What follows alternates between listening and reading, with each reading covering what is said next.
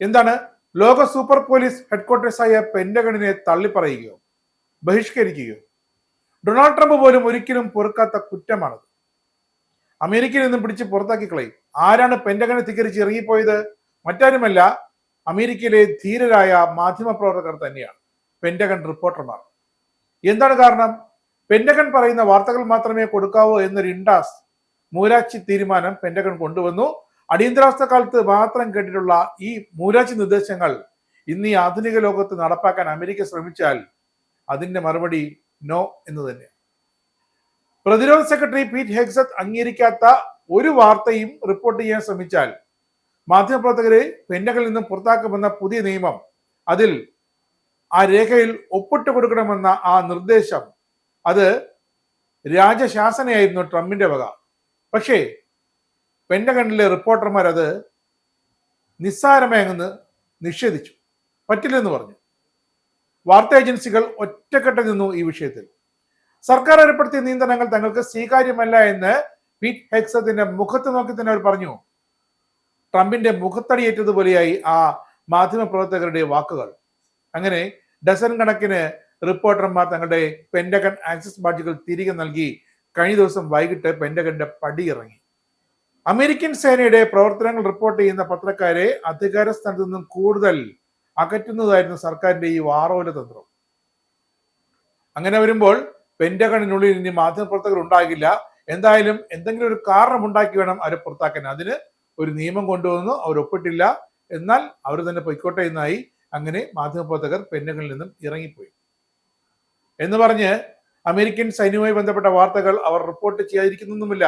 അതവർ എവിടെ ഇരുന്നും ചെയ്യുമെന്ന് ധൈര്യത്തോടെ പറഞ്ഞിരിക്കുകയാണ്.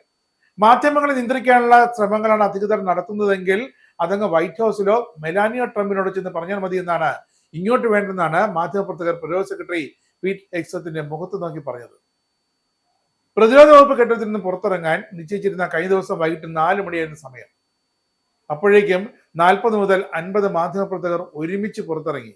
ഇനി ഒരിക്കലും ഈ പെന്റഗണിലേക്ക് തിരികെ വരില്ല എന്ന ഉറച്ച ദൃഢനിശ്ചയത്തോടെ. രേഖകളടങ്ങിയ പെട്ടികൾ, കസേരകൾ, കോപ്പി മെഷീൻ, പുസ്തകങ്ങൾ, ഫോട്ടോകൾ ഇവയെല്ലാം അവർ പെന്റഗണിൽ നിന്നും പുറത്തോട്ട് മാറ്റി. അമേരിക്കയിലെ പെന്റഗണിലെ പത്രക്കാർ ഒരുമിച്ച് നിന്ന ആ ടീമിനെ പറ്റി അഭിമാനിക്കുന്നതെന്നാണ് 2007 മുതൽ പെന്റഗണിൽ ഡെസ്കിൽ പ്രവർത്തിച്ചു എന്ന ദി അറ്റ്ലാന്റിക്കിന്റെ റിപ്പോർട്ടർ നാൻസി യൂസഫ് ഇതിനെ വിവരിച്ചത്. ഇതിന് നാൻസി എന്താണ് ചെയ്തത്? തന്റെ റൂമിലുണ്ടായിരുന്ന പശ്ചിമേഷ്യയുടെ ഒരു ഭൂപടം അവർ ഇളക്കി കാറിൽ വെച്ച് കൊണ്ടുപോയി. ഇനി അതോടെ വേണ്ടാൻ തീരുമാനിച്ചു. 56 വാർത്താ ഏജൻസികളെ പ്രതിനിധീകരിക്കുന്ന 101 അംഗങ്ങളുള്ള പെന്റഗൺ പ്രസ് അസോസിയേഷനും കടുത്ത നിലപാടാണ് ഈ വിഷയത്തിലെടുത്തത്. നിയമങ്ങൾക്കെതിരെ അവർ ശക്തമായി പ്രതികരിച്ചു.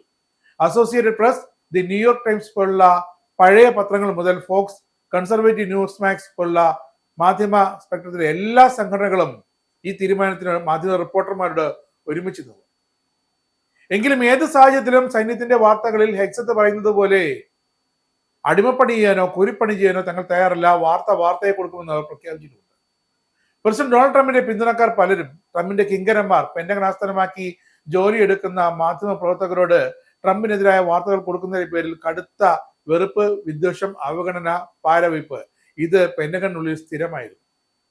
അങ്ങനെ കഴിഞ്ഞ വർഷം New York times, CBS news, ABC news, Wall Street journal, associated press എന്നിവ ഇവർക്കെതിരെ ഡൊണാൾഡ് ട്രംപ് തന്നെ നേരിട്ട് നിരവധി കേസുകൾ കോടതിയിൽ കൊടുത്തിട്ടുമുണ്ട്. ഇതിലെ പ്രധാന കക്ഷി ട്രംപ് തന്നെയാണ്.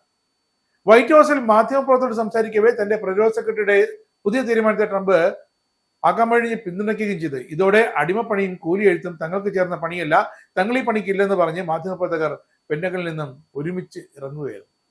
ലോക സമാധാനത്തിന്റെ കാര്യത്തിൽ മാധ്യമങ്ങളാണ് തടസ്സമുണ്ടാക്കുന്നതെന്നും അവർ സത്യസന്ധതയില്ലാത്തവരുമാണെന്നാണ് ട്രംപ് ഇതറിഞ്ഞ് പ്രതികരിച്ചത്. നേരത്തെ ഫോക്സ് ന്യൂസിന്റെ വാർത്താ അവതാരകനായിരുന്നു ഇപ്പോഴത്തെ US പ്രതിരോധ സെക്രട്ടറി പീറ്റ് ഹെഗ്സത്ത്.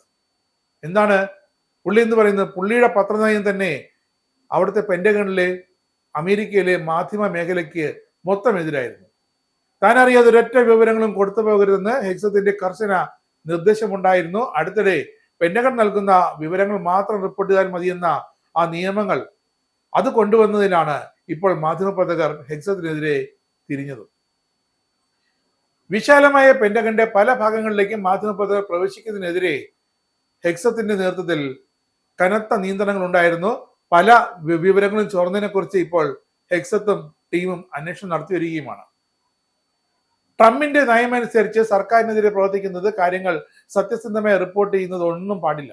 എന്തായാലും സർക്കാർ ലോക്ക്ഡൌൺ ചെയ്ത് ഫെഡറൽ ജീവനക്കാരെയും അതുവഴി വേതനം മുടങ്ങിയ സൈനികരെയും വരെ വെറുപ്പിച്ച്, ആശുപത്രികൾ അടച്ചുപൂട്ടി ജനത്തെയും വെറുപ്പിച്ചൊക്കെ അമേരിക്കൻ പ്രസിഡന്റ് കിങ്കരന്മാരെ മുമ്പോട്ട് പോകുമ്പോൾ അത് തകർക്കുന്നത് അമേരിക്കയാണെന്ന് അവർ ഓർക്കുന്നില്ല. അമേരിക്ക ജനതയും മൊത്തത്തിൽ ട്രംപും കിങ്കരന്മാരും ചെന്ന് വെറുപ്പിച്ചൊരു വഴിയിലായി കളഞ്ഞു. ഡെമോക്രാറ്റുകളാകട്ടെ ട്രംപിന്റെ അഹന്ത അവസാനിപ്പിക്കാതെ ഒരു ചില്ലിക്കാശ് പോലും ട്രംപ് സർക്കാർ നൽകില്ലെന്ന് ഇപ്പോൾ കടുത്ത നിലപാടെടുത്തിരിക്കുകയാണ്. ഇതിനിടയ്ക്കാണ് മാധ്യമപ്രവർത്തകരുടെ പെന്റഗൺ ബഹിഷ്കരണവും. ഇസ്രായേലിന്റെ 5 സൈനിക താവളങ്ങളിൽ കനത്ത നാശനഷ്ടം. മോദി വെളിപ്പെടുത്തുന്ന ഇന്ത്യയുടെ വികസനത്തിന്റെ മയക്കുമരുന്ന് വിൽപ്പനയ്ക്കെതിരെ ശക്തമായ നടപടിയെടുത്ത് ഷാർജ പോലീസ്. അമേരിക്കയിലെ സാധാരണ മനുഷ്യരോടുകൂടിയാണ് കോൺഗ്രസിനുള്ളിൽ പങ്കുവയ്ക്കാൻ ഓപ്പറേഷൻ സിന്ദൂറിൽ ഉപയോഗിച്ച